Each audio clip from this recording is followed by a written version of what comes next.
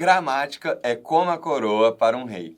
Não é ela que te dá poder, mas garante o status de quem tem.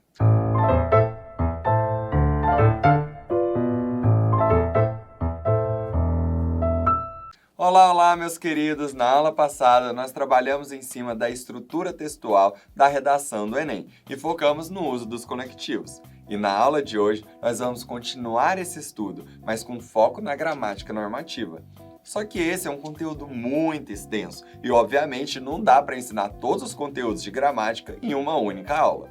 Então, se você ainda tem dificuldades com a norma padrão da língua portuguesa, acesse os meus vídeos no meu canal do YouTube, Murilov Poesia, que lá tem um curso completo de português básico totalmente gratuito para vocês. Mas aqui, na aula de gramática do meu curso de redação, a pegada vai ser um pouco diferente. Nós vamos focar no uso da vírgula, que acaba sendo uma grande dificuldade para a maioria dos estudantes na hora de escrever um texto. Em primeiro lugar, vamos pensar no uso da vírgula em relação aos conectivos, que foi o assunto da aula passada. Vocês devem se lembrar que eu passei diferentes conectivos que vocês deveriam usar ao longo do texto. As funções deles eram as mais diversas possíveis, mas uma coisa eles tinham em comum. Todos eles estão no início de uma frase. E essa posição é uma posição privilegiada, porque quando você desloca o conectivo para o começo da frase, você chama mais atenção para ele e, consequentemente, chama mais atenção para a relação coesiva que você construiu. Mas aqui vai uma dica muito importante. Nesses casos em que você desloca o conectivo para o começo da frase, é fundamental que você use a vírgula logo após ele, porque esse tipo de deslocamento implica numa pausa. Veja só, no entanto, vírgula, é nítido que esse problema tende a persistir. Ou, desse modo, vírgula, vê-se que é importante combater essa problemática. Então, fiquem atentos a isso. Não se esqueçam de colocar a vírgula depois do conectivo. Mas então, dada essa primeira noção básica de uso da vírgula, vamos adentrar agora em um conteúdo que é responsável pelos maiores equívocos de virgulação que aparecem nas redações do Enem. O uso da vírgula antes da palavra que nas orações subordinadas adjetivas. A gente pode ou não pode usar? É só aparecer o nome oração subordinada que geral fica com medo, achando que não vai entender nada da aula. Mas a esse ponto nós já estamos no 8º capítulo do nosso curso e você já deve ter percebido que as nomenclaturas gramaticais, apesar de assustarem no início, fazem referência a um raciocínio bem simples. Muitas vezes, quando a gente entende o significado por trás do nome, o conceito fica muito mais claro de se entender. Mas para isso acontecer, nós vamos ter que ir partes por partes. Antes de tudo, vamos compreender como funciona a estrutura de uma oração subordinada adjetiva. Bem, ela é composta por uma oração principal e por uma oração subordinada, que é introduzida por um pronome relativo. E aqui aparece o primeiro tema da nossa aula. O que são pronomes relativos? Bem, a relatividade pronominal se explica aqui por esse tipo de pronome que exerce duas funções. A de conectivo, porque ele conecta duas orações, e a de pronome, porque ele substitui um termo da oração principal. Quer ver como isso funciona com um exemplo? Vamos lá! Se a principal função de um pronome é substituir um nome, isto é, um substantivo ou um adjetivo, é evidente que usá-lo é muito importante na sua redação, porque ele evita repetições desnecessárias e contribui para a eficiência da função referencial do seu texto. Por exemplo, nessas duas próximas frases, nós vemos um termo que será repetido. Veja só. Nesse sentido, observa-se que as políticas públicas foram fundamentais para superar-se a miséria. Portanto, as políticas públicas devem ser mais valorizadas. Note que esse trecho que eu usei como exemplo não ficaria adequado em uma redação, não é mesmo? Houve ali a repetição do termo políticas públicas e certamente, se alguém escrever assim na redação do Enem, vai perder ponto.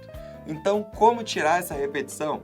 Bem, as maneiras são inúmeras, mas a mais interessante é mediante o uso de pronomes relativos para se construir uma oração subordinada adjetiva. Veja só como ficaria. Nesse sentido, observa-se que as políticas públicas, que foram fundamentais para superar-se a miséria, devem ser mais valorizadas. Perceba que o período ficou até mais curto, de modo que você consiga economizar mais linhas para a sua redação. E para conseguir fazer essa transformação, eu fiz uso do pronome relativo que. Só que nesse momento aparece um problema para a gente. A palavra que na língua portuguesa possui mais de 20 funções. Então, como você vai conseguir perceber quando ela estiver funcionando como um pronome relativo? Bem, aqui o raciocínio não é difícil. Basta você fazer uma substituição mais simples. Troque a palavra que por o qual e suas variantes. Se a troca ficar adequada, então se trata de um pronome relativo. Quer ver? É bem simples. Saca só. Se no lugar do que der certo o uso de o qual, a qual, os quais ou as quais, então com certeza a gente está fazendo uso de um pronome relativo. Por exemplo, nesta frase, os desvios de verbas que foram feitos no ano passado prejudicaram o sistema educacional. Note que nesta frase apareceu a palavra que, mas será que ela é um pronome relativo? Vamos fazer a troca para ver se fica adequado. Veja só. Os desvios de verbas, os quais foram feitos no ano passado, prejudicaram o sistema educacional. Ótimo! Deu tudo certo na substituição. Encontramos o nosso pronome relativo. E se encontramos o nosso pronome relativo, é porque encontramos nossa oração subordinada adjetiva. E agora a aula de vírgula começa. Bem, nós temos dois tipos de orações subordinadas adjetivas, as restritivas e as explicativas. Na primeira, a gente não usa a vírgula. Na segunda, as vírgulas são obrigatórias. Beleza, professor, mas qual que é a diferença? Para conseguir explicar isso nesse momento, eu vou ter que recorrer a um exemplo mais lúdico primeiro, e depois ir para os exemplos tirados de redações do Enem, porque assim fica mais fácil de vocês entenderem. Então, bora lá! Vamos ver essa seguinte frase. Eu vou buscar minha namorada que trabalha na padaria. Olha só, é uma frase bem simples, né? Mas ela tem uma pegadinha. Essa frase é ambígua. A gente não sabe se o sujeito que vai buscar a namorada está traindo ela ou não. Você conseguiu ver o duplo sentido? Não? Então fica comigo até o final que isso vai ficar bem claro para você. Antes de tudo, o que a gente faz? A gente identifica a oração subordinada adjetiva. E para identificá-la, a gente tem que encontrar o pronome relativo.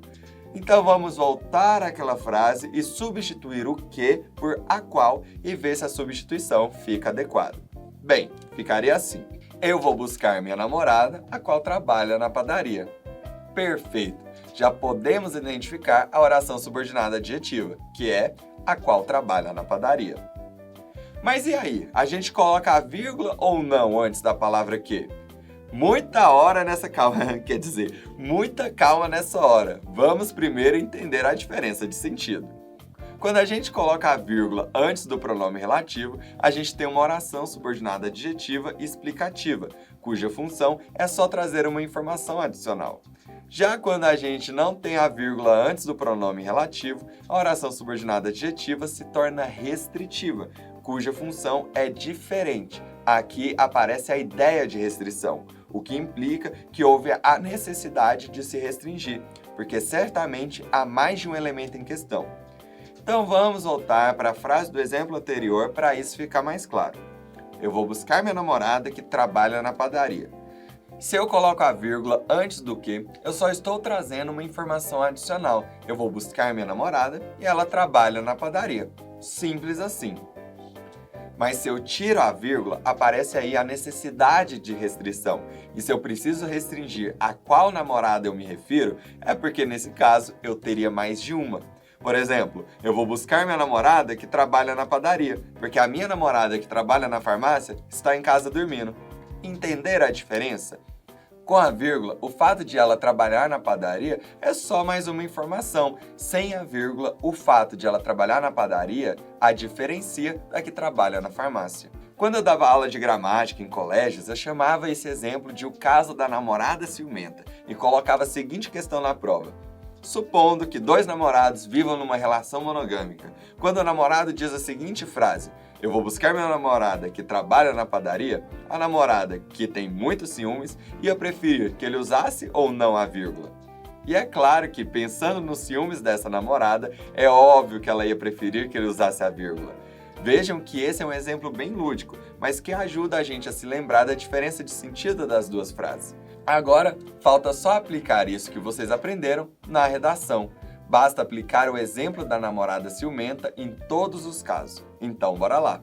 Nesta frase aqui, Urge, portanto, que o Congresso Nacional, que é responsável por criar leis, implante uma legislação mais severa para os crimes ambientais.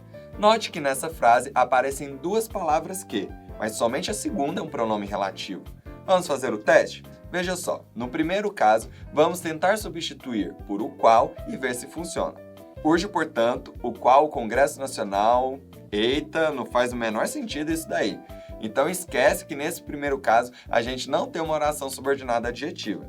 Aqui a gente tem uma oração subordinada substantiva, que não é introduzida por um pronome relativo, mas por uma conjunção integrante. E note que a vírgula apareceu antes dela porque a conjunção, portanto, foi deslocada. Se a gente a colocasse no início da frase, a vírgula desapareceria e ficaria assim. Portanto, urge que o Congresso Nacional... Mas agora, indo para a segunda ocorrência do que, vocês vão perceber que ele é sim um pronome relativo. Veja só, o Congresso Nacional, o qual é responsável por criar leis, aqui a gente já tem um pronome relativo, porque o termo qual ficou adequado. Agora sim, vamos poder analisar a vírgula das orações adjetivas, se elas são de restrição ou de explicação. Quando o namorado tem só uma namorada, ele escreve com a vírgula. Quando ele tem mais de uma, a vírgula vai embora. Então, nesse caso, no Brasil, nós temos quantos congressos nacionais? Só um, não é verdade? Então, há necessidade de restrição? Claro que não. Se você escrever urge que o Congresso Nacional, que é responsável por criar leis, sem o uso da vírgula, você estará dizendo que existe um outro Congresso Nacional responsável por exercer outra função, o que não faz o menor sentido. Tá vendo como o uso da vírgula é fundamental? Se você retira a vírgula de uma frase, você já cria um poder legislativo paralelo ao previsto constitucionalmente, totalmente fora da realidade. Tá certo então, professor Murilov? Mas então quando a gente usa sem a vírgula? Olha, é bem simples, é só quando houver a necessidade de restrição, tipo nesse caso aqui, ó. Os municípios que não têm saneamento básico não oferecem uma boa qualidade de vida. Se você colocar aqui a vírgula antes da palavra que, você está dizendo que todos os municípios não têm saneamento básico. Só que nesse caso, obviamente, você tem dois grupos diferentes, como se fossem as duas namoradas diferentes. Assim como a namorada que trabalha na padaria e a namorada que trabalha na farmácia, aqui você tem os municípios com saneamento básico e os municípios sem saneamento básico. É só lembrar quando fizer referência a um único elemento individual, a gente coloca a vírgula. Já quando a gente fizer referência a um elemento dentro de um grupo maior, a gente dispensa a vírgula. É como se a explicação fosse para se referir ao todo e a restrição se referisse à parte. Quer ver como isso funciona? Por exemplo, nesta frase aqui. Os alunos que estudaram passaram de ano. Quais são os dois sentidos possíveis? É bem simples, é só lembrar da parte e do todo. Num caso, somente uma parte passou, e no outro, todos passaram. Com o uso da vírgula, todos os alunos estudaram e todos os alunos passaram.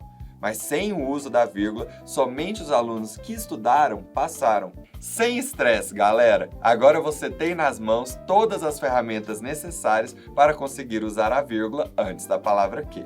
Mas como nem tudo são flores, às vezes na língua portuguesa podem aparecer orações adjetivas sem o que, ou até mesmo adjuntos adnominais que precisam ser virgulados e seguem a mesma lógica do que nós aprendemos na aula de hoje.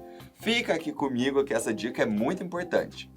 Por exemplo, quando a gente vai citar um autor na nossa redação, você escreveria assim: de acordo com a obra Dom Casmurro, do escritor Machado de Assis, é possível inferir que, sem usar as vírgulas antes e depois do escritor Machado de Assis? Bem, se você dispensasse as vírgulas, você estaria cometendo um engano. Aqui, novamente, vale o raciocínio por trás do nosso exemplo lúdico. Existe mais de um Dom Casmurro além do que o Machado de Assis escreveu? É claro que não.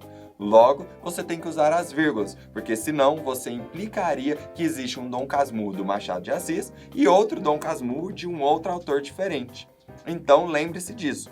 Sempre quando vocês forem citar o autor de uma obra, lembre de colocá-lo entre vírgulas. Do contrário, a obra dele estaria sendo plagiada por invejosos. Beleza então, galera? É isso aí. Gramática é um assunto complexo e extenso, mas espero que com a aula de hoje, pelo menos o uso da vírgula já tenha ficado mais claro para vocês. E na próxima aula, nós vamos falar de um assunto muito importante: estratégias de retomada.